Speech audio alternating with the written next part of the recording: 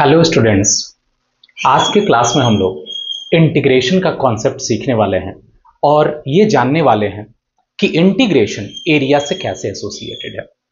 और ये जान लेने के बाद हम लोग ये जान पाएंगे कि इंटीग्रेशन एग्जैक्टली फिजिक्स में कैसे करते हैं, क्योंकि इंटीग्रेशन का मेन कैलकुलेशन मैथमेटिक्स में है, प्रोसेस मैथमेटिक्स में है, लेकिन एप्लीकेशन फिजिक्स में ही देखने को हमको मिलता है। मैथमेटिक्स के बहुत सारे फार्मूले भी इससे कैलकुलेट किए जाते हैं इंटीग्रेशन का यूज करके।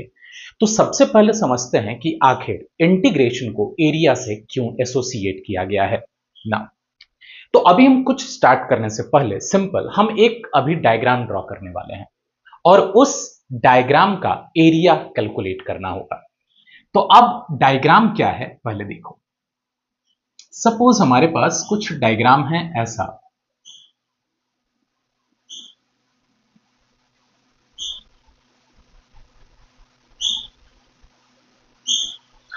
और इस डायग्राम का शेप अगर तुम ऑब्जर्व करो तो पूरे शेप को कोई भी रिकॉग्नाइज्ड ज्योमेट्रिकल शेप का नाम नहीं दिया जा सकता।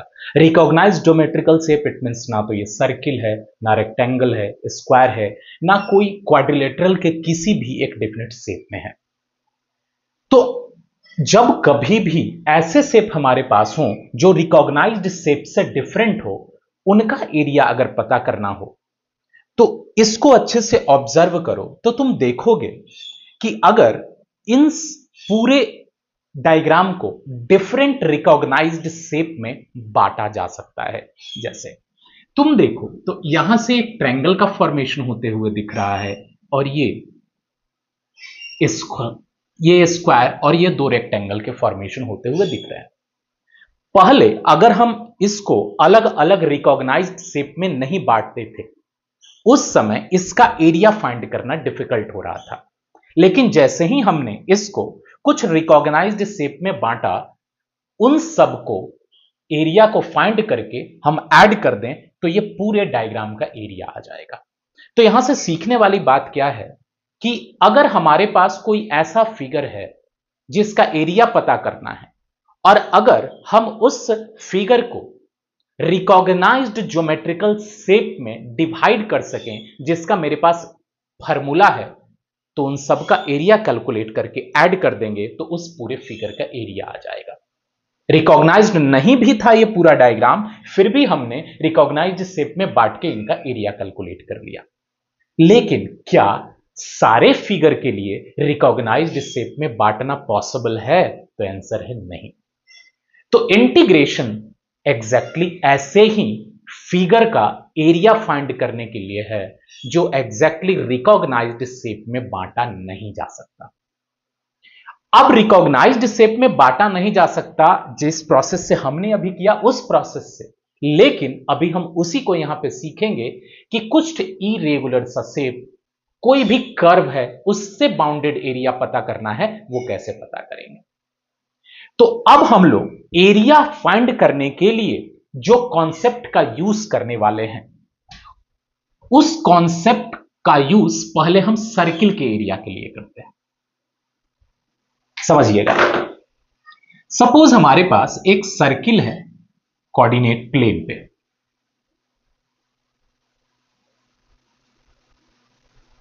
x dash y dash. अब हमने यहां पे एक सर्किल ड्रॉ करा। अब इस सर्किल का एरिया फाइंड करने को कहा गया, तो एरिया के लिए हम क्या करते हैं, जो ओल्ड मेथड है उस पे आते हैं। अगर हम यहां पे स्क्वायर शेप में ग्रिड की बात करें, स्क्वायर शेप में ऑलरेडी हमारे पास ग्राफ पेपर पे होता है, तो अगर हम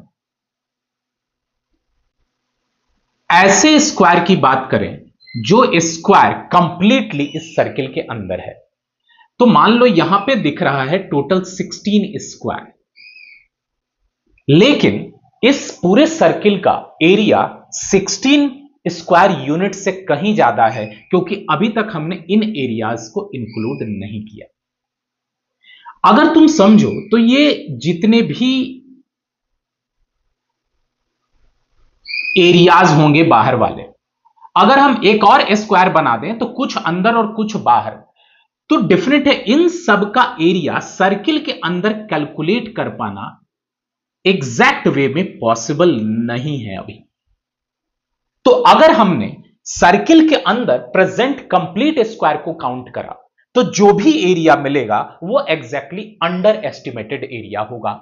it means here this time we have calculated under estimated area. Under estimated मतलब इस स्क्वायर के अंदर जितने भी कंप्लीट स्क्वायर हैं जिसका एरिया 1 का स्मॉलर स्क्वायर का यूनिट एरिया जो है वो 1 स्क्वायर यूनिट है। तो इस तरह से टोटल 16 कंप्लीट स्क्वायर हैं, तो पूरा सर्किल के अंदर 16 स्क्वायर यूनिट छोटे छोटे प्रेजेंट है।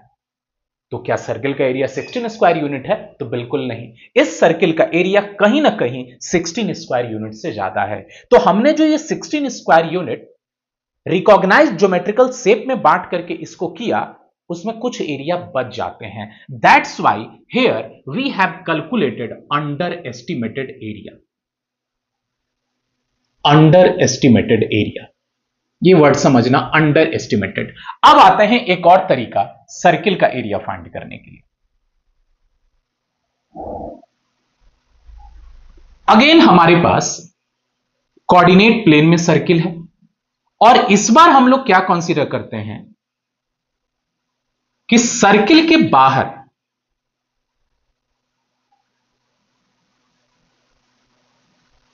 मतलब सर्किल का पूरा शेप कंसीडर करने के लिए हमने जो इसको स्क्वायरल ग्रिड में बांटा है वो इस बार थोड़ा डिफरेंट है।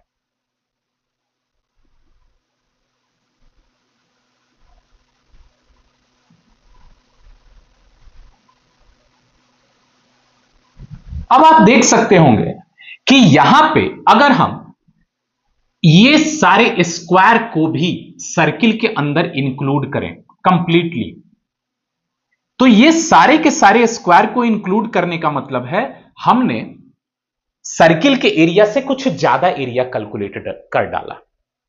और ये जो बाहर में ये जितने भी स्क्वायर दिख रहे हैं उस स्क्वायर का पूरा पार्ट सर्किल के अंदर नहीं है। तो अगर हम इन पूरे स्क्वायरल ग्रिड को ऐड कर दें तो इस बार जो एरिया मिलेगा वो एरिया पक्का है कि सर्किल के एरिया से ज्यादा है। तो this time we have calculated over estimated area. Over estimated area, इसका मतलब इस मेथड से, दोनों मेथड से हमने जो एरिया कैलकुलेट करा दोनों एक्यूरेट नहीं है। जो एक्चुअल एरिया सर्किल के अंदर है, एक एक्चुअल एरिया से ये कम है अंडर एस्टिमेटेड एरिया, और over estimated area actual area से ज्यादा है। इसका मतलब कहीं ना कहीं actual area under estimated area से ज्यादा है। अंडर एस्टिमेटेड एरिया और ओवर एस्टिमेटेड एरिया से कम है। यहां पे तुमको दिख रहा होगा कि ओवर एस्टिमेटेड एरिया सर्किल के बाहर भी चला गया है, तो that is over estimated area. और एग्जैक्टली इंटीग्रेशन समझने में ओवर एस्टिमेशन और अंडर एस्टिमेशन का बहुत इंपॉर्टेंट रोल है।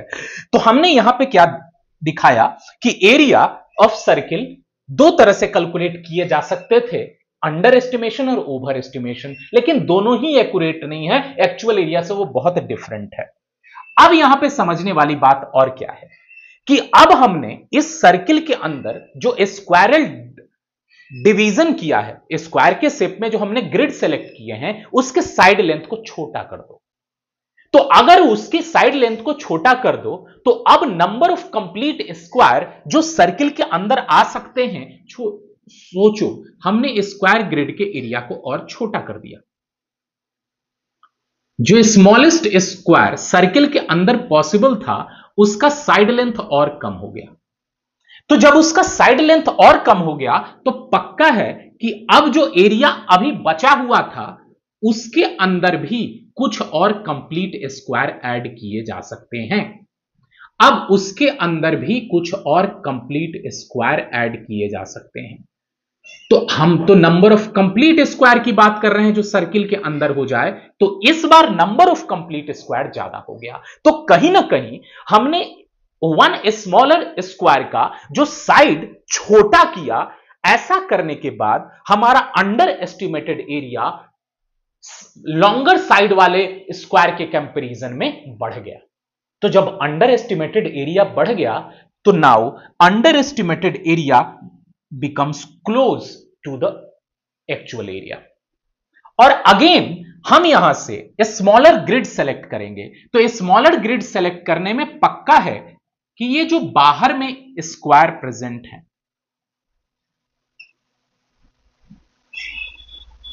ये जो बाहर में स्क्वायर प्रेजेंट है, उनमें से ये सब कंप्लीटली डिलीट होता चला जाएगा। बाहर वाले वही स्क्वायर हमको काउंट करने थे जिसका कुछ पार्ट सर्किल में काउंट हो रहा था। अब हमने स्मॉलर ग्रिड का स्क्वायर सेलेक्ट किया, मतलब स्मॉलर साइड का। तो ऐसे केस में हम क्या ऑब्जर्व करते हैं कि अगेन ओवर एस्टिमेटेड एरिया कम हो गया, क्योंकि जो कंप्लीट सर्किल के बाहर है स्क्वायर, उसको थोड़े काउंट करना होगा। तो ऐसे केसेस में हम क्या देखते हैं कि सर्किल का एरिया फाइंड कर रहे हैं ओल्ड मेथड, जिसमें सर्किल के अंदर कितने कंप्लीट स्क्वायर हैं उसके थ्रू, तो अंडर एस्टिमेशन। फिर सर्किल जिन जिन स्क्वायर में प्रेजेंट है उन सब स्क्वायर को कर लो, तो ये ओवर एस्टिमेशन। तो क्या देख रहे हैं, धीरे धीरे जैसे जैसे हमने साइड लेंथ को कम करा, वैसे वैसे अंडर एस्टिमेटेड एरिया बढ़ के एरिया एक्चुअल एरिया के क्लोज में होता जा रहा है, और ओवर एस्टिमेटेड एरिया घट के एक्चुअल एरिया के क्लोज होते जा रहा है। यही इंपॉर्टेंट कॉन्सेप्ट हमको इंटीग्रेशन में धीरे धीरे ले जाएगा। तो यहां से सीखने वाली बात यह है कि जब भी हम एक ऐसे शेप का एरिया कैलकुलेट करना चाहते हैं जो रिकॉग्नाइज्ड नहीं है, तो हम उसको रिकॉग्नाइज्ड शेप में डिवाइड करेंगे, और उस शेप का एरिया एग्जैक्ट हमको पता होता है। तो जैसे जैसे हम उसको छोटा करते जाते हैं, वैसे वैसे under estimated area actual area के क्लोज में होगा, और ओवर एस्टिमेटेड एरिया भी एक्चुअल एरिया के क्लोज में होगा। अब एग्जैक्टली हम किसी ग्राफ के लिए यह काम करने की कोशिश करते हैं। देखते हैं कि एक्चुअल एरिया ओवर एस्टिमेटेड और अंडर एस्टिमेटेड के बीच में है, उसको कैलकुलेट करेंगे कैसे। अब नेक्स्ट देखना, अब ग्राफ के अंडर एरिया कैसे फाइंड करते हैं, इसी कॉन्सेप्ट का यूज करते हुए हम धीरे धीरे इंटीग्रेशन तक पहुंचेंगे। और ये हम लोग पूरे कॉन्सेप्ट को समझ रहे हैं कि पुराने टाइम पे ये चीजें कैसे कैलकुलेट की गई और हम तक सिंपलर वे में कैसे पहुंचा। तो चलो let's find the area bounded bye curve. Suppose ये कर्व है और इस कर्व का एरिया बाउंडेड पता करना है, ये वाला एरिया है टोटल, इसको हमने ए बोल दिया, और इसका एरिया पता करना है। अब इस एरिया को देखो तो तुमको दिखेगा कोई भी यहां पे रिकॉग्नाइज्ड शेप में इसको बांटा नहीं जा सकता। तो अब हम ये काम करेंगे कैसे, अंडर एस्टिमेटेड और ओवर एस्टिमेटेड एरिया इस एरिया को कैलकुलेट करने में कैसे लगाएंगे। तो अभी हमने जो कर्व ड्रॉ किया है कोई भी एक एग्जैक्ट कर्व नहीं है, तो अभी हम एक एग्जाम्पल से शुरुआत करते हैं। एक कर्व ले लेंगे, suppose y is equal to x square, और उस y is equal to x square के अंडर कितना एरिया बाउंडेड है वो एरिया हम कैलकुलेट करना चाहते हैं। तो देखते हैं, यहां पे एक सिंपल कॉन्सेप्ट समझना, एक कर्व के अंडर जो एरिया बाउंडेड है वो हमको कैलकुलेट करना है अंडर एस्टिमेशन और ओवर एस्टिमेशन के थ्रू। धीरे धीरे वही हमको इंटीग्रेशन तक ले जाएगा। तो देखते हैं, अब हम एक पार्टिकुलर ग्राफ सेलेक्ट कर रहे हैं, y is equal to x square.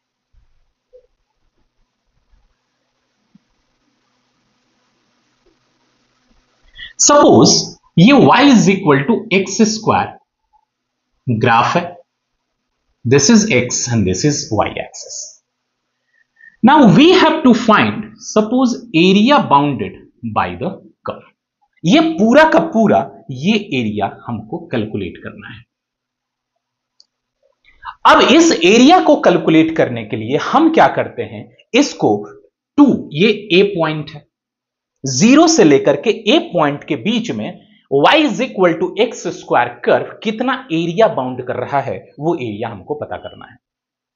अब ये काम करने के लिए हम क्या करते हैं, 0 से a के बीच में, इट मींस इसको 2 पार्ट में डिवाइड कर देते हैं। अब 2 पार्ट में डिवाइड करने के बाद ये बीच वाला a/2, तो ये दोनो/2 जो विड्थ है a/2 हो जाएगा, a/2 and this is also a/2।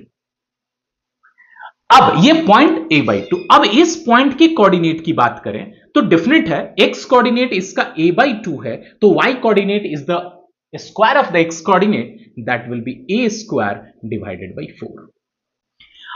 अब यहां से अब हम लोग एरिया फाइंड करने जा रहे हैं ओवर एस्टिमेशन और अंडर एस्टिमेशन के थ्रू। समझना, एक्चुअल एरिया तो जो शेडेड पोर्शन दिख रहा है वही है। अब हमने क्या करा, कोशिश करा कि हमने इसको कुछ नंबर ऑफ डिवीजन में बांट दिया। तो 2 पार्ट में बांटने के बाद हमने यहां पे ये एक स्क्वायर सेलेक्ट किया और ये बड़ा वाला स्क्वायर सेलेक्ट किया। तो जब इन दोनों, not a square, a rectangle, हमने एक रेक्टेंगल सेलेक्ट किया और ये रेक्टेंगल सेलेक्ट किया। अब तुम देखोगे कि इन दोनों रेक्टेंगल के एरिया को ऐड कर दें तो उसमें ये वाला पार्ट एक्स्ट्रा इंक्लूड हो जाएगा। तो इस कारण से हम ये बोल सकते हैं कि इन दोनों रेक्टेंगल के एरिया को ऐड करने का मतलब we are calculating the over estimated area. तो अब यहां से 2 पार्ट में डिवाइड करने के बाद हम ओवर एस्टिमेटेड एरिया पता करें। एग्जैक्टली हमको पता करना था ये वाला रीजन का एरिया, एक्चुअल एरिया। अब हमने 2 पार्ट में करके 2 रेक्टेंगल सेलेक्ट किए, तो अब दोनों रेक्टेंगल के एरिया का समेशन एक्चुअल एरिया से ज्यादा होगा, तो this time this will give over estimated area. तो अब देखते हैं ओवर एस्टिमेटेड एरिया क्या आएगा इसमें। ओवर एस्टिमेटेड एरिया, तो over estimated area is the area of this rectangle. The area of this rectangle is what, तो width a/2 into this height, तो this height is what, y coordinate of that point, तो that is a² 4।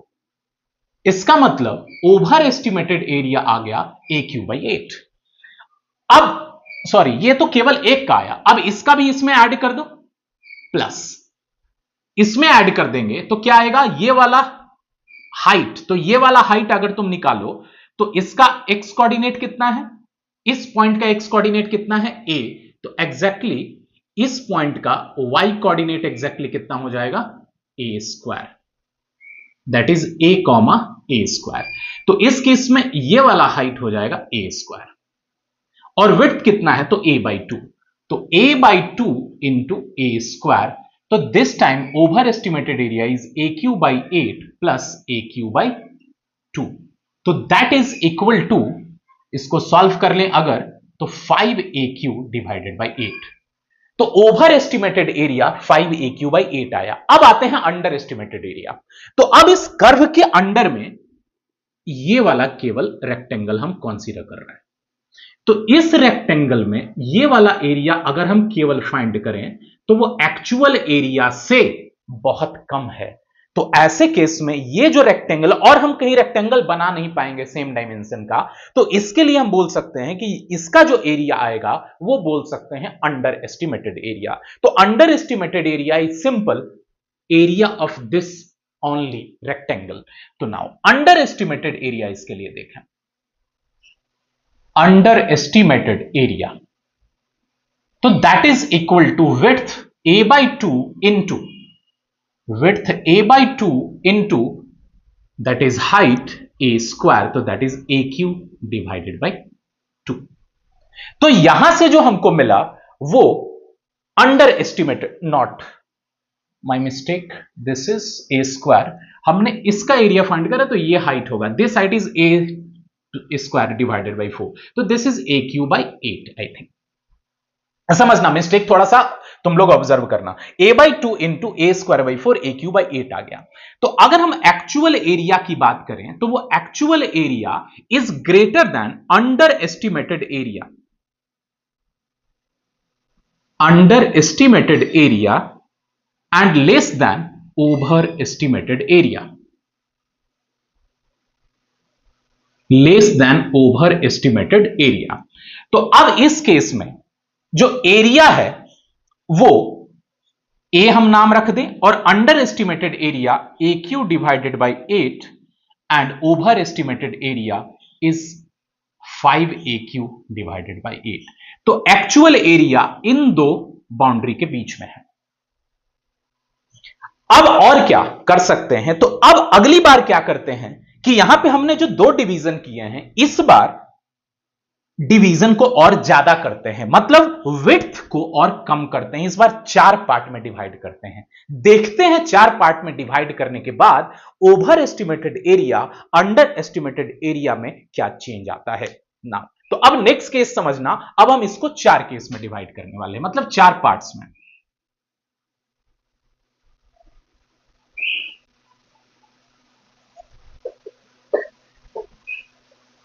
Observe करना है हमको, ये हम note down करके रखते हैं AQ/8 एंड 5AQ/8। इसका मतलब कि अभी हमारे पास टू डिवीजन में जो मिला उसमें area under estimated area AQ/8 से ज्यादा और ओवर एस्टिमेटेड एरिया 5AQ/8 से कम मिला। अब 4 डिवीजन कर लें।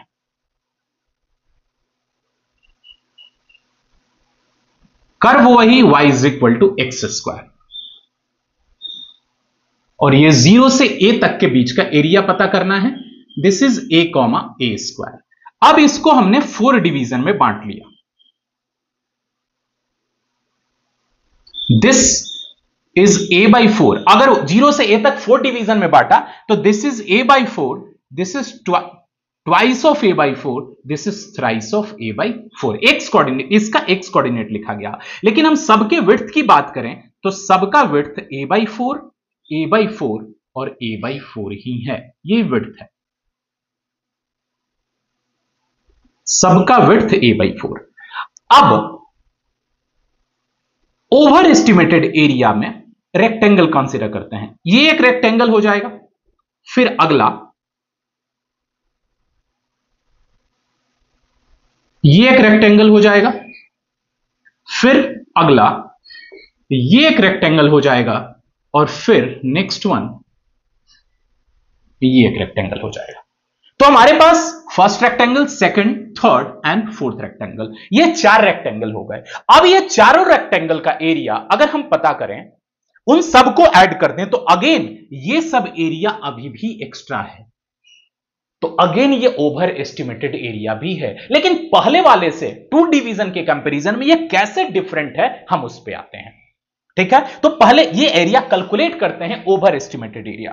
तो इसके लिए इस पॉइंट का कोऑर्डिनेट लिखें, तो दैट इज a/4, कर्व है y = x², ये भूलना नहीं है, y = x²। तो y कोऑर्डिनेट x कोऑर्डिनेट का डबल, तो that is a² divided by 16 इसका। फिर इसका अगर हम कोऑर्डिनेट लिखें तो that is twice of a/4, तो that is twice of a/4, अब अगर हम इसका स्क्वायर कर दें तो वो y कोऑर्डिनेट हो जाएगा, तो that is 4 times of a² divided by 16। Same इसका अगर हम कोऑर्डिनेट लिखें तो that will B thrice of a/4, 9 into a² divided by 16। तो ये मिल गया। अब यहां से हम समझते हैं कि ओवर एस्टिमेटेड एरिया क्या आएगा। तो अब हम थोड़ा डायरेक्ट लिखते हैं फॉर 4 डिवीजन। तो for 4 division actual area is less than over estimated area. तो over estimated area is this time the sum of areas of that 4 rectangles. तो दैट विल बी, इस रेक्टेंगल का एरिया क्या आ जाएगा, a/4 into just this height, तो a² divided by 16 plus, now this rectangle का area, तो again width is a/4 into this height, तो that is 4 times of a² divided by 16 plus again this rectangle का area, तो again width is a/4 into this height, तो that will be 9 into a² divided by 16, 9 into a² divided by 16 plus अब ये बड़े वाले rectangle का area, तो that again width is a divided by 4 into this height is now a square, तो this is a square. A by 4 width है और ये इसका एक्स कोऑर्डिनेट यहां पे क्या है, ए है, तो that is a square divided by 16। अब अंडर एस्टिमेटेड एरिया बात करें तो अंडर एस्टिमेटेड के लिए जो रेक्टेंगल सेलेक्ट होगा वो है, ये समझना, ये वाला रेक्टेंगल, दिस वन, फिर ये rectangles, this is under estimation, और ये फिर ये रेक्टेंगल्स। तो अब ये 3 रेक्टेंगल मिलेंगे अंडर एस्टिमेटेड एरिया में। तो अब इन तीनों का एरिया ऐड करें तो एग्जैक्टली क्या आएगा, तो that will B first rectangle a by 4 into इस रेक्टेंगल का एरिया, तो a बाई 4 विड्थ हो गया और हाइट कितना है ये वाला, तो this height is 4 into a square divided by 16, तो 4 into a square divided by 16 plus, now इस रेक्टेंगल का एरिया, तो width is a by 4, width is a by 4, now this time we have to use this height, now my mistake, this is a square divided by 16, only a square divided by 16, just observe करना है कुछ mistake ना हो। फिर ये वाला rectangle का area, तो a by 4 into this height, तो this height 4 into a square divided by 16, तो a by 4 into 4 into a square divided by 16 plus, अब फिर ये वाला एरिया, तो a by 4 into this height, तो 9 into a square divided by 16, तो plus a by 4 into 9 into a square divided by 16। अब हम सबको थोड़ा सिंप्लीफाई करते हैं, तो यहां पे तुम देख सकते हो a by 4, a by 4, a by 4 common है, फिर a square, it means A Q सब जगह कॉमन है, और फिर यहां से a बाई 4, इट मींस तुम देख सकते हो 64 हर जगह कॉमन है, तो a q divided by 64 common ले लें, तो वो बच जाएगा यहां से, समझना क्या बच जाएगा 1 प्लस, फिर यहां से क्या बच जाएगा 4 प्लस 9, अब plus A square divided A q divided by 64 से, less then area, greater than, तो इट मींस अब एक्चुअल एरिया इस क्वांटिटी से बड़ा, अब इससे कम आएगा, तो इसको सॉल्व करो। यहां पे कुछ कॉमन दिख रहा है, तो हम ए क्यू डिवाइडेड बाई 64 यहां से भी कॉमन ले लेते हैं, यहां नहीं है तो प्रॉपर टर्म मल्टीप्लाई कर देंगे, ए क्यू डिवाइडेड बाई 64, यहां 1 बच जाएगा, फिर यहां 4 बच जाएगा, फिर यहां 9 बच जाएगा, और फिर ए क्यू डिवाइडेड बाई 64, यहां फिर 16 बच जाएगा। तो अब तुम ऑब्जर्व करना कि यहां से ये जो क्वांटिटी मिला, सॉल्व करोगे इसको अगर, तो that will B 14 A q divided by 64, less than actual area. ये क्वांटिटी एक्चुअल एरिया से छोटा आएगा, अब एक्चुअल एरिया किससे छोटा आएगा, तो इससे, तो 25 एंड दिस इज 30, तो 30 ए क्यू डिवाइडेड बाई 64। ऑब्जर्व करना है, यहां से एक ऑब्जर्वेशन दिखाएंगे, 2 7 जा, ये 32 हो गया, फिर ये 2 से 15 और 2 से 32, इसका मतलब यहां से जो हमको टर्म मिला that will B 7 A q divided by 32 less than 15 A q divided by 32। अब इसमें ऑब्जर्व करने वाली बात क्या है कि जैसे ही हमने यहां पे नंबर ऑफ डिवीजन को बढ़ाया, तो नंबर ऑफ डिवीजन को बढ़ा देने के बाद हमारा जो अंडर एस्टिमेटेड एरिया है पहले के अंडर एस्टिमेटेड एरिया से ज्यादा हो गया, बिकॉज ए क्यू और ए क्यू डिवाइडेड बाई 8 और 7 ए क्यू डिवाइडेड बाई 32 में कंपेयर करो, तो ऊपर नीचे यहां 4 से मल्टीप्लाई कर दो ताकि कंपैरिजन में डिनोमिनेटर सेम हो जाए, तो ये 32 है और ये एग्जैक्टली 4। इसका मतलब हम क्या ऑब्जर्व करते हैं कि पहले के कंपैरिजन में अब अंडर एस्टिमेटेड एरिया बढ़ गया, मतलब नंबर ऑफ डिवीजन हमने जब बढ़ा दिए तो अंडर एस्टिमेटेड एरिया बढ़ गया, और ओवर एस्टिमेटेड एरिया तुम कंपेयर करो तो this is 15 A q divided by 32। तो अब देखो 15 ए क्यू डिवाइडेड बाई 32 है, पहले से कितना था 5 ए क्यू डिवाइडेड बाई, तो अब ये आ जाएगा 20 ए क्यू डिवाइडेड बाई 32, ऊपर नीचे 4 से मल्टीप्लाई कर दिया। अब इन दोनों में ये वाला एग्जैक्टली कम है, तो इसका मतलब ओवर एस्टिमेटेड एरिया घट गया।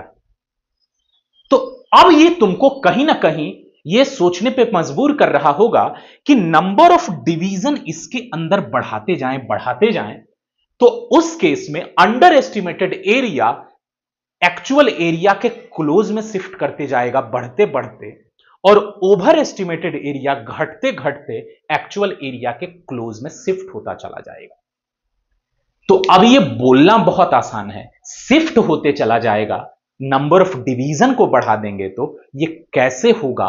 अब हम इसी कॉन्सेप्ट को जनरलाइज करते हैं और जनरलाइज करके देखते हैं कि कैसे एक्चुअल एरिया इन दोनों के बीच में आकर के हम कैलकुलेट कर पाते हैं। तो अब हम नंबर ऑफ डिवीजन को बहुत ज्यादा बढ़ा रहे हैं, n नंबर ऑफ डिवीजन कर रहे हैं, तो अब उसमें क्या आएगा, एक्चुअल एरिया जिस अंडर एस्टिमेटेड एरिया और ओवर एस्टिमेटेड एरिया के बीच में है, वो एक्चुअल एरिया कैसे कैलकुलेट करेंगे, अब देखते हैं। अब इसी को जनरलाइज करेंगे इन दो कॉन्सेप्ट को।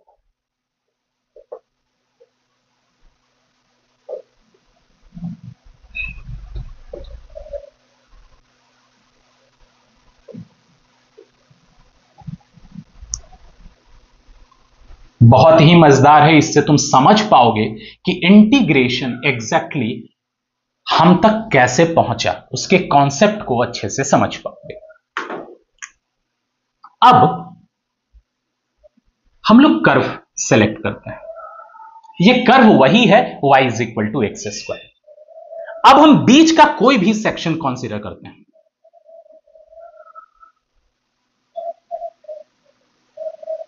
अब बीच के 3 स्ट्रिप्स को, ऐसे बहुत सारे स्ट्रिप्स बन जाएंगे जब n नंबर ऑफ डिवीजन होगा, तो उनमें से बीच के किसी भी एक स्ट्रिप को सिलेक्ट करते हैं और ये कर्व हमारे पास y = x² है। ये y = x², ये ऑफकोर्स y एक्सिस होगा, लेकिन हमने ड्रॉ नहीं किया है, फिर ओरिजिन से उसको ड्रॉ करना पड़ेगा। ये कहीं भी रैंडम ग्राफ का कोई पोर्शन लिया गया, y = x² आगे बढ़ता चला जाएगा। अब उस केस में ये जो कोऑर्डिनेट है, इसको हमने सबको it means n number of division में बांटा। तो सोचो y = x² में अगर यहां से a है, अब इसको हमने n नंबर ऑफ डिवीजन में बांटा, तो हर विड्थ a/n होगा।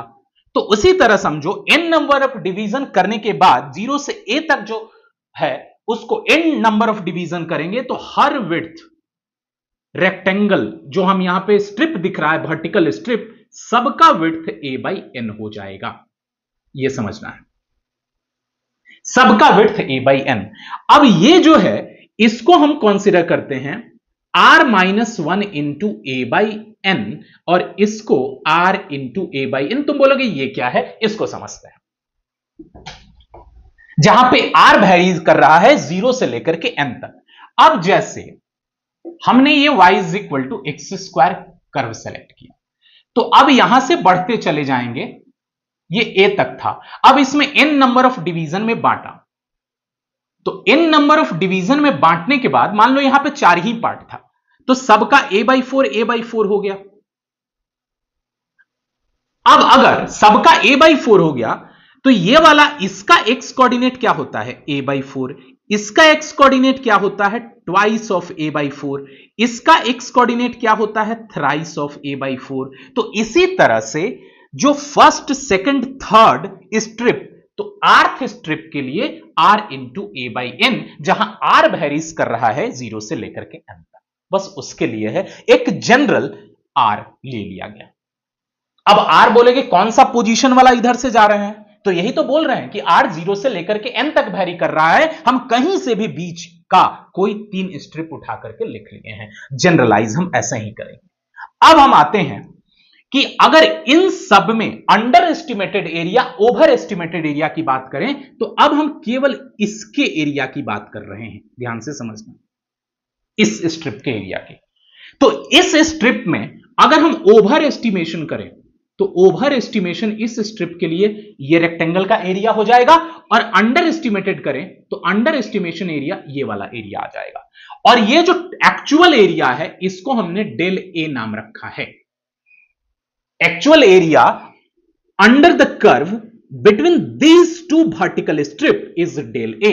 तो अब ये डेल ए कहीं ना कहीं ओवर एस्टिमेटेड एरिया ये बड़े वाले रेक्टेंगल से छोटा है और ये छोटे वाले रेक्टेंगल से बड़ा है। तो अब हम इसी को लिख रहे हैं, ध्यान से समझते जाना। नाउ लेट्स जनरलाइज, इसके पहले जो कॉन्सेप्ट था उसको हम जनरलाइज कर रहे हैं। Let's generalise. तो जनरलाइज करने में अब जो डेल ए मिला, actual area between these two vertical strip, वो ग्रेटर है अंडर एस्टिमेटेड एरिया के, अंडर एस्टिमेटेड एरिया, और लेस है ओवर एस्टिमेटेड एरिया के, ओवर एस्टिमेटेड एरिया। अब इस केस में अंडर एस्टिमेटेड एरिया क्या आएगा? तो अंडर एस्टिमेटेड मतलब ये वाले रेक्टेंगल का एरिया। तो ये वाले रेक्टेंगल का एरिया कितना आ जाएगा? तो width is a by n into height. तो अब ये वाला r minus 1 into a by n है, तो ये वाले पॉइंट का y कोऑर्डिनेट क्या आ जाएगा? x coordinate r minus 1 into a by n, y coordinate इसी का स्क्वायर, तो r minus 1 whole square a square divided by n square, इसका आ गया। तो अब इस केस में ये वाला हाइट अगर हम लें तो a by n into r minus 1 whole square into a square divided by n square, ये आ गया। अब ओवर एस्टिमेटेड एरिया में ये वाला रेक्टेंगल का एरिया लेना होगा, तो इसके लिए इस पॉइंट का y कोऑर्डिनेट कितना होगा? x कोऑर्डिनेट इसका हो गया r into a by n, तो इस पॉइंट का y coordinate r square into a square divided by n square. तो इट मींस ये हाइट हो गया r square into a square divided by n square and width is a by n। तो over estimated area is a by n into r square into a square divided by n square. अब इसको थोड़ा सा simplify कर लें तो del a lies between a q and n q, common है तो a q divided by n q r minus 1 whole square and again a q divided by n q r square. अब ये एक vertical strip के बीच का area आया है del a. अब ये डेल ए ओवर एस्टिमेटेड एरिया से कम और अंडर एस्टिमेटेड एरिया से ज्यादा है। अब सोचो अगर हमने n नंबर ऑफ डिवीजन किए हैं तो ऐसे डेल ए बहुत सारे होंगे। जब ऐसे डेल ए बहुत सारे होंगे तो उन सबको ऐड करते चले जाएं। तो now apply sigma of all these type of del a. Sigma of all these type of del a मतलब सब में अब सिग्मा लगाते हैं तो a q divided by n q r square sigma, where r varies from, क्योंकि ये a q divided by n q तो सब में आ रहा है। अब आर स्क्वायर में आर वेरीज कहां से कहां करता है, मतलब एकदम लेफ्ट 0 से शुरू होकर के लास्ट ए तक जा रहा था, तो r varies from 0 to n. और अगेन यहां से sigma of a q divided by n q r minus 1 the whole square, again r varies from 0 to n. तो अब यहां से हम ये समझ सकते हैं r varies from 0 to n ना करके ए कर दो, चलो, क्योंकि ए तक वेरी कर रहा है ना आर।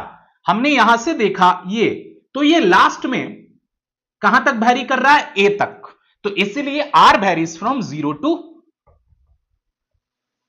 लेकिन nth डिवीजन है तो n भी कर सकते हो, सॉरी छोड़ो, क्योंकि ऐसा भी कैंसिल करके nth डिवीजन करोगे तो n और n कैंसिल करके a आ जाएगा, तो करो तो n ही करो ताकि n नंबर ऑफ डिवीजन के लिए। तो अब तुम इन सबको देखोगे तो n का वैल्यू लास्ट में क्या आ जाएगा, मतलब n नंबर ऑफ डिवीजन में यहां पे r वेरीज फ्रॉम में r n into a by n, तो r varies from 0 to n में लास्ट में a आ जाता है, इस कारण से उसको 0 टू a लिख दिया जाता है। तो a भी रखो तो कोई दिक्कत नहीं है, कंफ्यूज नहीं होना है। अब इस टर्म को समझो, ये हो गया actual area, because del A इन सारे एक्चुअल एरिया को ऐड करते जाओ तो टोटल एरिया आया। अब वो आ गया sigma of a q divided by n q constant है और sigma of r minus 1 whole square आ गया, समझते जाना है। फिर a q divided by n q constant है और सिग्मा ऑफ आर स्क्वायर आ गया है। अब यहां से कॉन्सेप्ट मैथमेटिक्स का एक formula sum of a square of first n natural number. The sum of a square of first n natural number r varies from 1 to n, that is n into n plus 1 into 2n plus 1 divided by 6 होता है।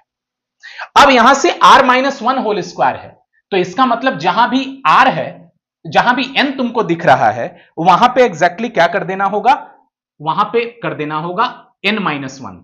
तो n minus 1 n हो जाएगा ये, और ये 2n minus 1 हो जाएगा। It mean sigma of r minus 1 the whole square that will be n minus 1 into n into 2n minus 1 whole divided by 6, इस फॉर्मूले से।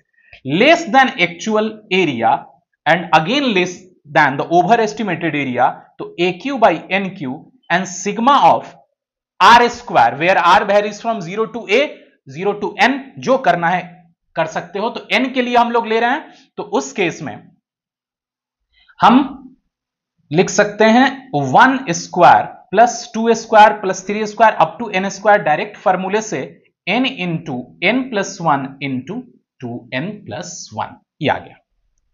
ठीक है, हम फॉर्मूला n तक का लगा रहे हैं, तो तुम कंफ्यूज मत करना कि यहां पे a लिखा हुआ है, ये ध्यान रखना, अदरवाइज ये कंफ्यूजन बढ़ जाता है कि ऐसे जो स्ट्रिप्स हमको मिल रहे हैं वो स्ट्रिप्स में कहां से कहां तक r वैरी कर रहा है। तो हमने कितने डिवीजन लिए हैं, हमने n डिवीजन लिए हैं, तो n डिवीजन लिए हैं, तो सिग्मा में n क्या इंपॉर्टेंस है, a का क्या इंपॉर्टेंस है, सबसे लास्ट वाला डिवीजन में a आता है। ठीक है, तो वो ध्यान रखना। तो अब ये फॉर्मूले को कैसे अप्लाई करके सॉल्व करना है, ताकि अब धीरे धीरे अंडर एस्टिमेटेड एरिया बढ़ते हुए एक्चुअल एरिया के क्लोज में पहुंच जाए, और ओवर एस्टिमेटेड एरिया घटते हुए एक्चुअल एरिया के क्लोज में पहुंच जाए। और ये बिलीव करो, ये अभी होने वाला है। ठीक है, तो आई थिंक अब इसको मिटाते हैं, डायग्राम का कोई जरूरत नहीं है। अब समझो, यहां से इस NQ को क्या करो, एक n को इसमें डिवाइड करो, एक n को यहां, एक n को यहां, क्योंकि सब मल्टीप्लीकेशन में है। तो AQ डिवाइडेड बाई 6 को अलग रख लो, यहां से ध्यान देना। तो that is AQ divided by 6, AQ divided by 6 को हमने अलग रख लिया। अब एक एक n को इन तीनों के डिनोमिनेटर में ले जाए, तो n minus 1 by n, n by n and 2n minus 1 by n less than actual area, less than, now again AQ रहने दो, और एक यहां पे 3 n है, एक n सबके साथ एक एक n को शिफ्ट करो, तो दैट इज AQ डिवाइडेड, यहां पे भी 6 होगा डिनोमिनेटर में, AQ डिवाइडेड बाई 6, तो that is n by n into n plus 1 by n into 2n plus 1 by n, ये आ गया। अब इसको सिंप्लीफाई करो, तो AQ divided by 6 that will B 1 minus 1 by n, that is 1 खत्म हो गया, that is 2 minus 1 by n, ये आ गया हमारा LHS। लेस देन, LHS नहीं मतलब first under estimated area, less than again AQ divided by 6, तो n बाई n 1 हो गया। अब n प्लस 1 बाई n को 1 प्लस 1 बाई n, और फिर यहां से 2 प्लस 1 बाई n। अब यहां पे हमने n डिवीजन किया था। अब सोचो कि डेल x एकदम छोटा हो जाए, डेल x छोटा होते चला जाए, एकदम छोटा होते चला जाए, जस्ट लाइक अप्रोचेस टू 0। अगर डेल x अप्रोचेस टू 0 हो जाए, इसका मतलब n जो है वो इंफिनिटी हो जाएगा। 0 से a तक को हमने n नंबर ऑफ डिवीजन में बांटा, जिसमें एक विड्थ का, एक जो वर्टिकल स्ट्रिप है उसका विड्थ डेल एक्स रखा। अब उस डेल एक्स को बहुत छोटा कर दो, कितना छोटा कि 0 के एकदम क्लोज में चला जाए। अप्रोचेस टू 0 का मतलब just close to 0, not equal to 0 but just close to 0। तो ऐसे केसेस में जो नंबर ऑफ डिवीजन है वो इनफाइनाइट हो जाएंगे। और जब कभी भी n अप्रोचेस टू इंफिनिटी होता है, तो 1 डिवाइडेड बाई n और 2 divided by 1 divided by n हमेशा अप्रोचेस टू क्या होगा, zero, because in a fraction if numerator is constant and denominator approaches to 0, the whole fraction approaches to 0। तो अब यही कॉन्सेप्ट यहां पे अप्लाई करो। तो अब क्या होगा, when n approaches to infinity, तो that LHS becomes what? It means the underestimated area becomes AQ divided by 6 into 1 minus 1 by n approaches to 0, तो 0, 2 minus 1 by n, तो 2 minus 0, less than actual area, less than overestimated area. Now simplify the overestimated area, तो that is 1 plus 1 by n, तो again 0 into 2 plus 0. तो इस तरह से ये complete solve करके 2 आ जाएगा, तो AQ divided by 3 less than AQ divide, again 2 बच जाएगा, ये 1 इंटू 2, तो अगेन AQ डिवाइडेड बाई 3. बहुत ही मजेदार रिजल्ट. हमने क्या बोला था कि इसको बढ़ाते जाओ. तो कैसे बढ़ाओगे? स्ट्रिप को छोटा करते हुए. तो जब हम छोटा कर रहे थे तो ये बढ़ते जा रहा था और ये घटते जा रहा था, और ये बढ़ते हुए और ये घटते हुए कहीं ना कहीं एक दूसरे के क्लोज आ रहा है, और क्लोज ऐसा आया कि ये दोनों तरफ सेम हो गया. अब बताओ, बीच का कोई क्वांटिटी तुम साइन पे देखोगे तो जब भी हम लिमिट लगाते हैं ये वाला टर्म हमेशा इक्वल टू में चला जाता है, क्योंकि लिमिट में ऐसे भी इक्वल वाला कंसीडर नहीं होता. तो इसका मतलब कि जब under estimated area AQ by 3 और over estimated area AQ by 3 आया, तो उसके बीच में कोई रिजल्ट ट्रैप है. तो 2 और 2 के बीच में कोई एरिया है, तो बीच में क्या, वो 2 के इक्वल ही होगा. तो इसका मतलब इस रिजल्ट से यह समझ में आता है कि एक्चुअल एरिया भी एग्जैक्टली AQ डिवाइडेड बाई 3 ही होगा. तो हमने कर क्या डाला, y is equal to x square curve है, 0 से a तक के बीच का एरिया चाहिए था, ये वाला, और हमने इस रीजन को नंबर ऑफ वर्टिकल स्ट्रिप में बांट दिया, और उस वर्टिकल स्ट्रिप में बांटने के बाद सबका एरिया कैलकुलेट कर डाला, और सबका एरिया कैलकुलेट करके उन सबको ऐड कर दिया, तो वही आया है AQ डिवाइडेड बाई 3. अब यही रिजल्ट जो हमने कर्व के बाउंडेड एरिया को नंबर ऑफ वर्टिकल स्ट्रिप में बांट करके एरिया कैलकुलेट किया, यह हमने एक curve y is equal to x square के लिए किया.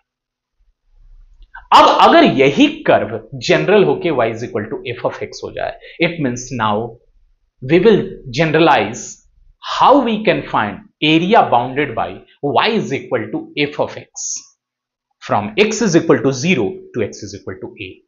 x is equal to 0 से a के बीच में हमने एरिया पता किया AQ by 3 इस कर्व के लिए, ओवर एस्टिमेशन और अंडर एस्टिमेशन के थ्रू. अब कोई भी कर्व के अंडर एरिया कैसे पता करेंगे, अब इसको जनरलाइज करते हैं मोर.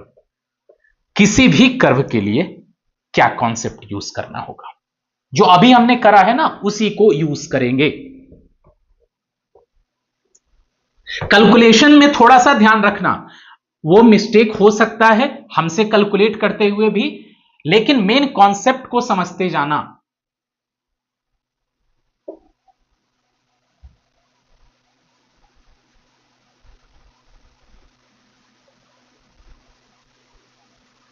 चलो, let's generalize.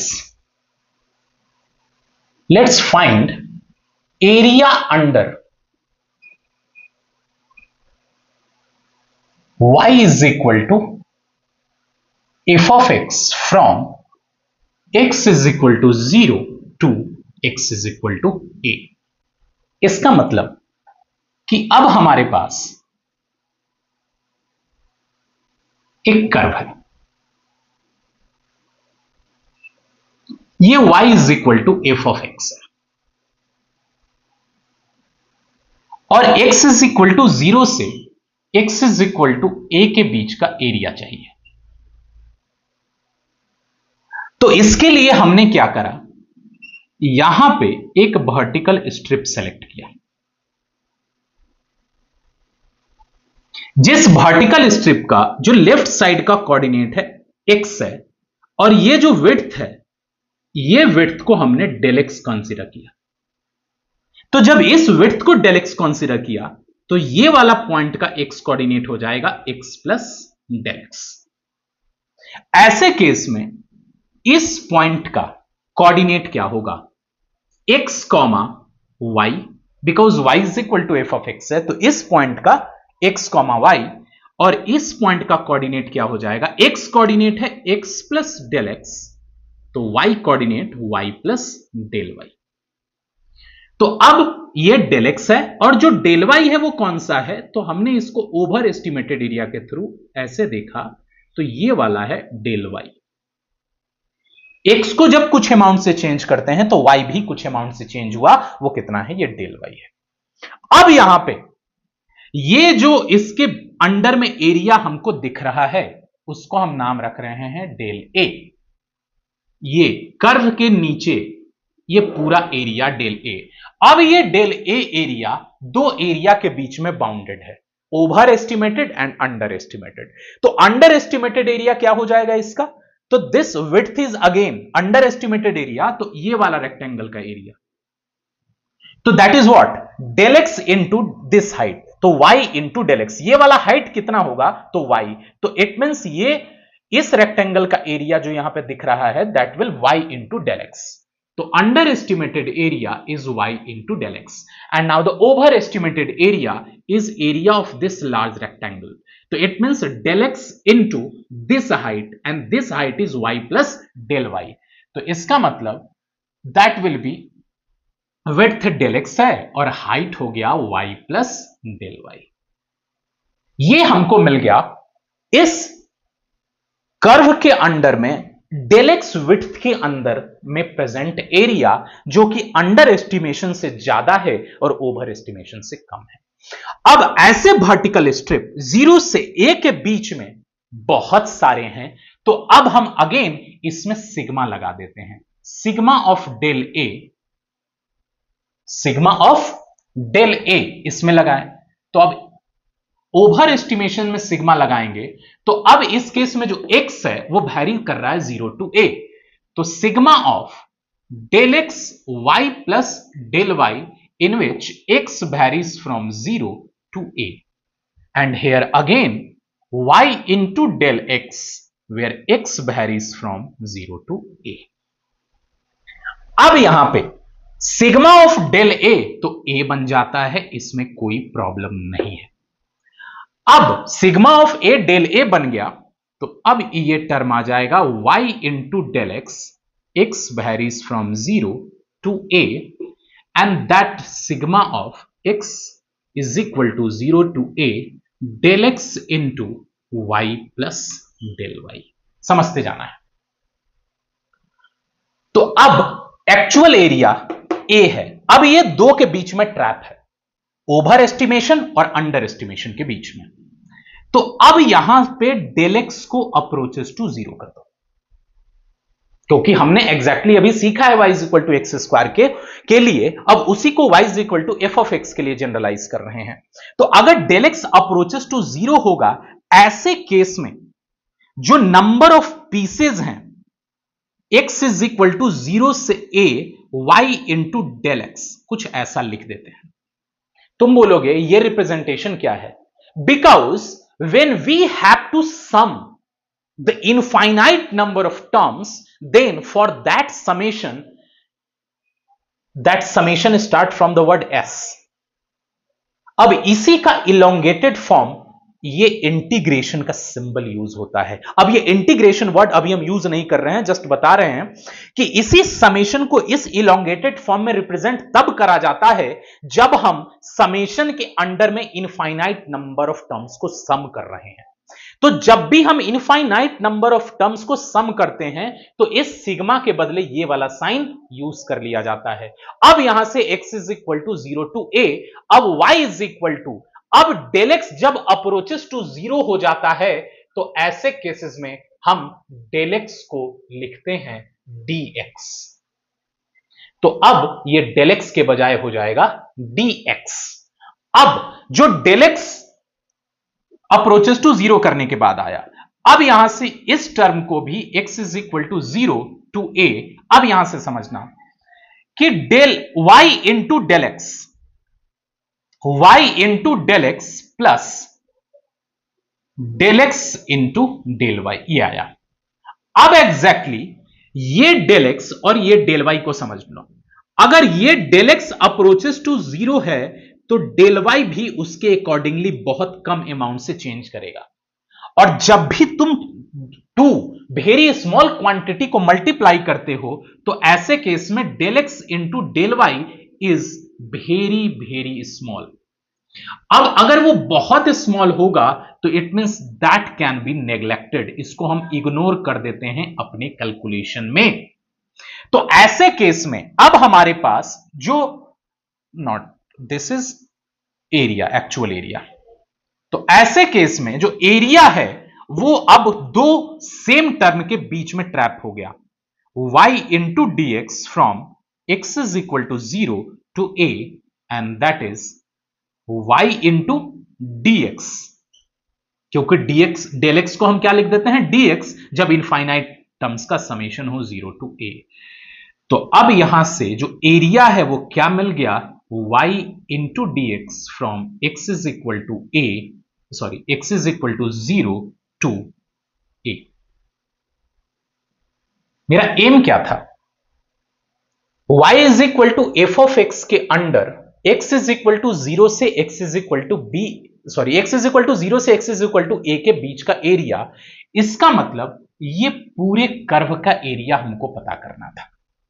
तो ये रिप्रेजेंटेशन, इसको हम दोबारा दूसरे डायग्राम में लिखते हैं ताकि कॉन्सेप्ट को और अप्लाई कर सकें। ठीक है, तो ये मेन कॉन्सेप्ट कि area is equal to summation of y dx from x is equal to 0 to a। अब इस समेशन में इस टर्म को इंटीग्रेशन बोला जाता है। तो इंटीग्रेशन क्यों, integration is just addition of infinite number of sum terms.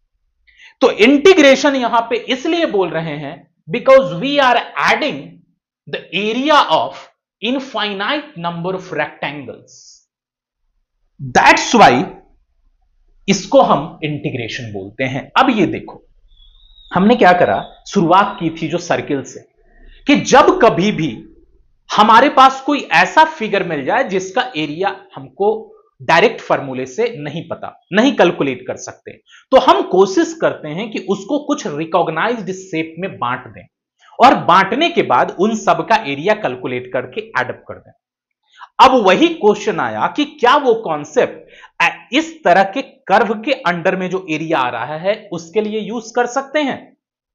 तो वो करके हमने देखा कि कोशिश की कि कर्व के अंडर बाउंडेड एरिया को नंबर ऑफ रेक्टेंगल्स में बांटने का। तो जब रेक्टेंगल्स में बांटा तो दो तरह से बांटा जा सकता था, ओवर एस्टिमेशन और under estimation. Over estimation actual से ज्यादा हो जा रहा था, अंडर एस्टिमेशन एक्चुअल से कम हो जा रहा था। तो एम ये हुआ कि अब वही अंडर एस्टिमेशन को कम कर दो, सॉरी बढ़ा दो, और ओवर एस्टिमेशन को घटा दो ताकि वो एक्चुअल एरिया के नजदीक आ सके। तो उसके लिए हमने स्ट्रिप को ही पतला करना शुरू कर दिया। जो रेक्टेंगुलर स्ट्रिप है उसको इतना पतला कर दो कि जो ऊपर वाला पार्ट ये तुमको कर्व दिख रहा है वो इतना पतला कर दो कि ऊपर वाला ये पार्ट एकदम फ्लैट दिखने लगे। अब वो एकदम फ्लैट हो जाएगा ऊपर वाला पार्ट, तो वो डेफिनेट है ऐसे इनफाइनाइट नंबर ऑफ रेक्टेंगल्स होंगे तभी ये पॉसिबल है।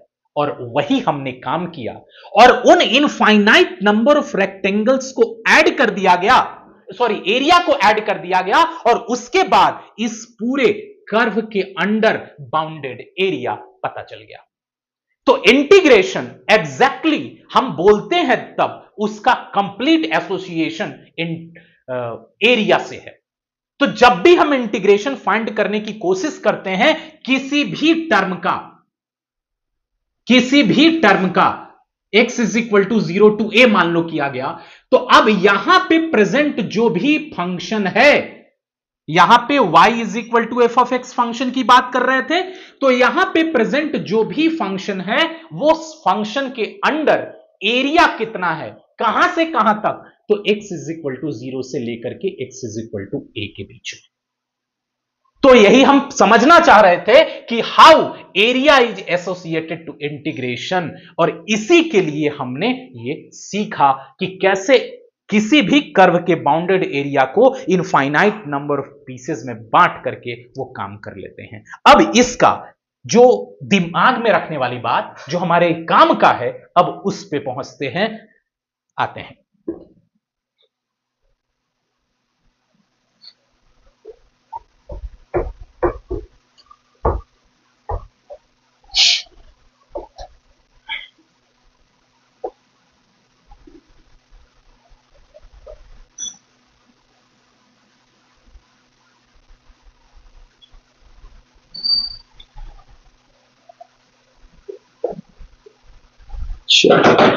अब हमने जो अभी सीखा वो क्या था? ये हमारे पास y is equal to f of x कोई कर्व है, this is x axis y axis. अब 0 से a के बीच में कर्व्स के द्वारा बाउंडेड एरिया पता करना है। ये तो ये area a is equal to just integration of y dx from x is equal to 0 to a. So now area bounded by a curve y is equal to f of x from x is equal to 0 to x is equal to a is given by just integration of 0 to a y dx। ये तो हमको 0 to a के लिए मिला। Now what about the area? अब हम समझते हैं कि एरिया हमको पता करना है एक कर्व के बाउंडेड, लेकिन 0 से a के बीच में नहीं, वो हमको पता करना है a से b के बीच में। सपोज अब ये a है और ये यहां पे b है। अब ये वाला एरिया पता करना है, और ये है y is equal to f of x. तो what about the area bounded by y is equal to f of x from x is equal to a to x is equal to b। x equal to a से लेकर के x is equal to b तक का area चाहिए। तो अब ये सोचो कि जब ये पता करना होगा तो हम 0 से लेकर के b तक का एरिया पता कर दें, तो that is represented by y dx from x is equal to a to x is equal to b। ये क्या आ जाएगा? तो हम क्या करेंगे, 0 से b तक का एरिया ये यहां से यहां तक पता कर लेंगे, माइनस फिर 0 से a तक 0 टू a y dx। तो जब कभी भी एक कर्व के अंडर में बाउंडेड एरिया चाहिए तो वो बाउंडेड एरिया दो पॉइंट के बीच में चाहिए, 0 से लेकर के कंप्लीट किसी पॉइंट तक नहीं, a से b तक चाहिए, तो 0 से b तक पता कर लेंगे, फिर उसमें से 0 से a तक का एरिया माइनस कर देंगे, तो दो पॉइंट के बीच का एरिया आ जाएगा। इसी कॉन्सेप्ट को एक बार और दूसरे जगह अप्लाई करते हैं कि सपोज a और b के बीच में एक तीसरा पॉइंट आ जाए, मतलब a और c ले लो और उसके बीच में एक तीसरा पॉइंट आ जाए, तब हम एरिया कैसे फाइंड करते हैं वो कॉन्सेप्ट। तो यह समझ लेना जो अभी दिमाग में रखने वाली बात कि यहां तक हमने क्या सीखा, how we can find area bounded by the curve with the help of integration. लेकिन अभी इसको सॉल्व करना तो अभी सीखा ही नहीं है। यह इम्प्रैक्टिकल प्रोसेस है कि इनफाइनाइट नंबर ऑफ समेशन को ऐड करो और यहां मैथमेटिक्स का कॉन्सेप्ट अप्लाई करके ये एरिया फाइंड करो। तो अगले सेशन में हम लोग ये सीखेंगे कि ये जो एरिया का रिप्रेजेंटेशन y dx फ्रॉम 0 टू a के इक्वल है, ये हम डिफरेंशिएशन का अपोजिट एंटी डेरिवेटिव के थ्रू कैसे पता करते हैं। डिफरेंशिएशन का अपोजिट एंटी डेरिवेटिव के थ्रू ये एरिया कैसे पता करते हैं विदाउट इरिटेटिंग और लॉन्ग अप्रोच जो अभी हमने सीखा। तो उसको इरिटेटिंग मत समझना, ये बोलना और गलत होगा, भले हमने ही बोला है ये गलत है इसलिए क्योंकि ये पूरा कॉन्सेप्ट तुमको बता देगा जो शुरुआत से इंटीग्रेशन का हुआ और हम तक एकदम सिंपल वे में पहुंच गया। ये इंटीग्रेशन का कॉन्सेप्ट था। अभी हम जो बात कर रहे थे कि what about from A B C, अगर ए बी सी तीन नंबर हैं लगातार बी ए और सी के बीच में है तब एरिया को रिप्रेजेंट कैसे करते हैं उस पे आते हैं। वो थोड़ा एक और कॉन्सेप्ट देख लो।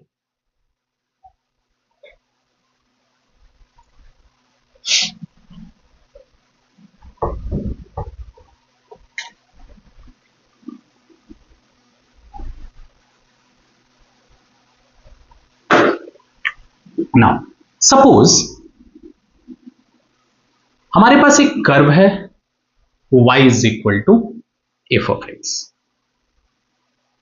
ठीक।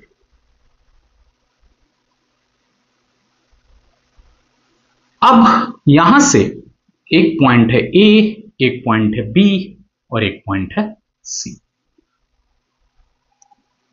अब एरिया पता करना है from x is equal to A to x is equal to C y dx। तो अब A से C तक का एरिया होता क्या है, तो हमने उस पढ़ डाला कि 0 से C तक पता कर लो और फिर 0 से A तक माइनस कर दो। तो that is from x is equal to 0 to x is equal to C y dx minus x is equal to 0 to x is equal to A y dx। अब राइट हैंड साइड वाले expression में same term add करो और subtract करो।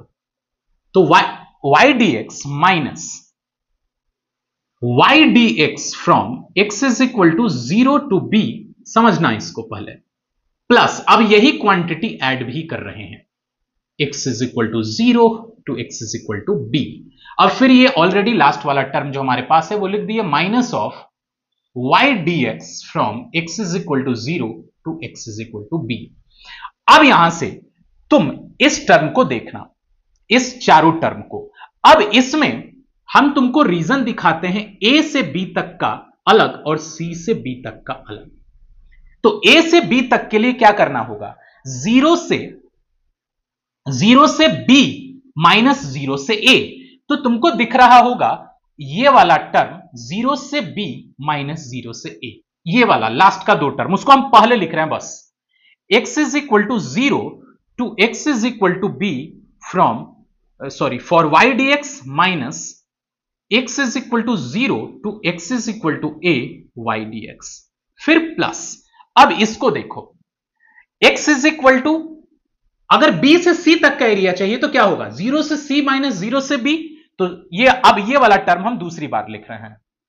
तो x is equal to 0, x is equal to c y dx minus y dx from x is equal to 0 to x is equal to b। तो अब तुमको दिख रहा होगा ये दोनों के लिए, ये दोनों को कंबाइन कर दो तो क्या आ जाएगा, a to b y dx plus, अब इन दोनों को 0 to c minus 0 to b, तो that will be from b to c y dx। अब यहां पे ध्यान रखने वाली बात क्या है कि b जो वैल्यू है a और c के बीच में है। तो जब कभी भी a और c के बीच का एरिया बाउंडेड पता करना है तो हम उसी a और c के बीच में अपनी मर्जी से उसमें दो पॉइंट डिवाइड कर लें और a से b तक का एरिया पता कर लें और फिर b से c तक का एरिया पता कर लें और दोनों को ऐड कर दें तो वो कंप्लीट a से c तक का एरिया आ जाएगा। कई बार एग्जैक्टली इस कॉन्सेप्ट की जरूरत होती है जब तुम फिजिक्स में अप्लाई करोगे, मैथ में तो खैर है ही, फिजिक्स में जब इसका एप्लीकेशन देखोगे तो कई बार area bounded by the curve हमको दो पार्ट में ब्रेक करके कैलकुलेट करना पड़ता है, तो उसके लिए प्रॉपर्टी आ गया। तो आज के लेक्चर में, आज के सेशन में हमने क्या सीखा उसको समझो। आज के सेशन में हमने यह सीखा कि कैसे किसी भी कर्व के बाउंडेड एरिया को हम उसको रिकॉग्नाइज्ड शेप में डिवाइड करके कैलकुलेट करते हैं। तो यहां पे जो रिकॉग्नाइज्ड शेप था वो रेक्टेंगल था, और वो रेक्टेंगल एक ऐसा रेक्टेंगल जिसका विड्थ अप्रोचेस टू 0 था, और इस तरह से हमने इनफाइनाइट नंबर ऑफ रेक्टेंगल्स में बांट करके एक कर्व के बाउंडेड एरिया को कैलकुलेट किया, जिसके थ्रू हमको यह समझ में आया कि exactly area is associated with integration. हमने जो एरिया फाइंड करना था कर्व के द्वारा बाउंडेड, हमने छोटे छोटे रेक्टेंगल्स के एरिया को ऐड करके फाइंड करा है। तो अब एग्जैक्टली ये जो कैलकुलेशन है, ये कैलकुलेशन हम उस प्रोसेस तो बिल्कुल नहीं करेंगे जिस प्रोसेस से हमने एरिया को यहां तक पहुंचाया है 0 to a y dx। तो how we can find the area by integrating y dx from x is equal to 0 to a